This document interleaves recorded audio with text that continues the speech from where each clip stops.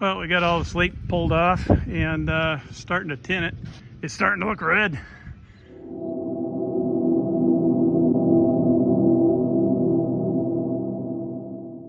Well, we've been staying pretty consistent and working on the barn down at Grandpa's. And as you can see, we got most of it done. The guys have been working hard getting it done. They got the south side, the west side. They just have the peak to do right there. And they got the peak to do on the east side as well. But after that, it's going to be all done. And then we're going to do the north side by ourselves at some point. But we wanted to get all this done before we put up the bin. As you can see, the red tin got put on the barn. Turned out pretty nice. We went with all red, back to the original color like I stated before. Got some white windows in there, and I think the tin turned out pretty nice. It's mid-April, and we're setting out to seed this ravine that we redid last fall. We had a little bit of some washout, so Dad's over there with the skid loader, kind of pushing some of that back up. We did have some straw bales to prevent from some of the runoff, which helped.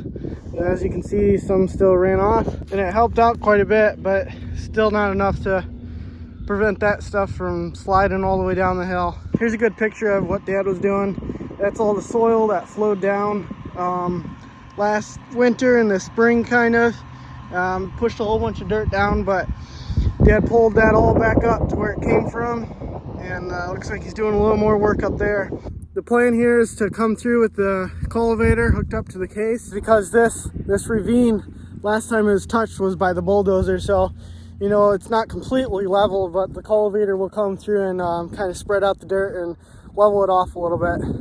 And with it not being level, the water can't flow as nice, clump up and create little puddles between the ravine, and we want it to flow all the way down to the bottom with a steady pace, not eroding into the dirt, but making it down to the tile line, which goes all the way down there, so we can get that off our property without taking any dirt away. So we don't want it to puddle up or anything and have wet spots, because that's not good either. Drill our seeds into the ground, and then we'll get a nice soft rain, hopefully, and we'll be good to go, and we'll have a nice new ravine. We have all the dimensions set out, and then we'll place flags along the side of the field so we don't plant over that with our corn and stuff. Works out perfect for redoing this ravine this year, because we're redoing all our boundary lines. So what that includes is going out with antenna and GPS system for our ag leader that's in our tractors. And we basically go out and map all of our fields. Doesn't look like much now, but it's the start at the border of this field.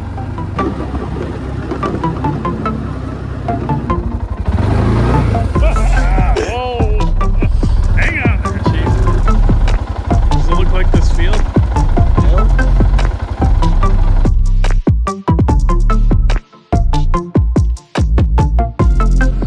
This is the ravine we're currently would be looking at right there. So we come 30 foot all the way through here. So we're 48 feet right now from there to there. So when we go through and seed it, we're gonna need to take 18 feet off. Making the ravines and how we figured all these numbers and stuff is based off the slope of how much grade we have and how much water runs through this area. So we have the trees right there, we have pretty big slope over there and pretty big slope on this side. So we're gonna need about 30 foot in order to maintain a good water flow, to balance that out and not erode any dirt away. And that's what we're looking for here. It also gives us a nice path for running the grain cart through there in the fall time, so we don't have as much compaction along the fields and stuff. So that's the reason of doing this. We don't want our neighbors to get our dirt. We want to keep our dirt. We paid for it. Almost 2 acres, this ravine. We do lose farmable ground based off the numbers of this book. So we can go through and consider that a CRP ground, and we will actually get a check from the state for an odd amount of dollars. So what we're putting in is just regular wheat that we harvested last summer, and then we have a pre-mix, a mixture of different types of grass. The wheat and the oats will come up first in order to stop erosion right away, and then the grass and which we really want to come up, will come up later. But the oats is just for a starter. Here's our different types of grasses and oats that we're putting in, and there's the percentages of the mix. So we bought a pre-mix.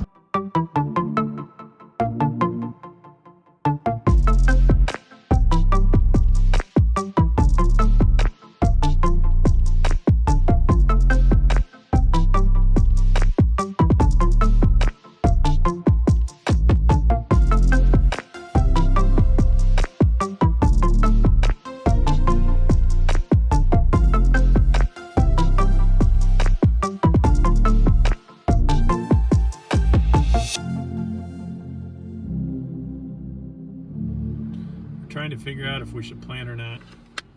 When looking at numbers, the seed corn numbers, our temperature this morning in the ground was about 48, so that's all right. It's 54 degrees.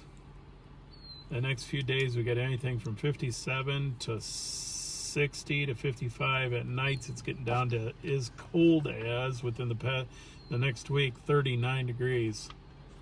So we're trying to figure out if we should be planting, what seeds should go in the ground first. And looking at emergence, so I'm looking for a seed to plant first that is good for the soil type that I want to plant, a seed that has good emergence.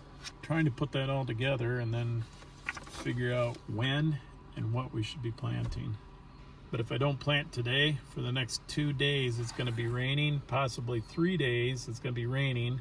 So then that puts us into next week, and by the time it dries out, we got cloud cover, no sunshine. We're talking potentially 5 to 6 days from now, which puts us at May 4th and 5th. And some suggest that if I plant corn after May 5th, might get a yield drop. But if we slide into that May 10th, probably gonna get a yield drop. So we've got a pretty small window that we're dealing with here. So the problem is right now I got a tractor sitting over there burning up $5 diesel fuel while I'm trying to figure out if we should be putting seeds in the ground or not. But it'll all work out in the end. That's what Dad said. It'll be fine. It'll all work out.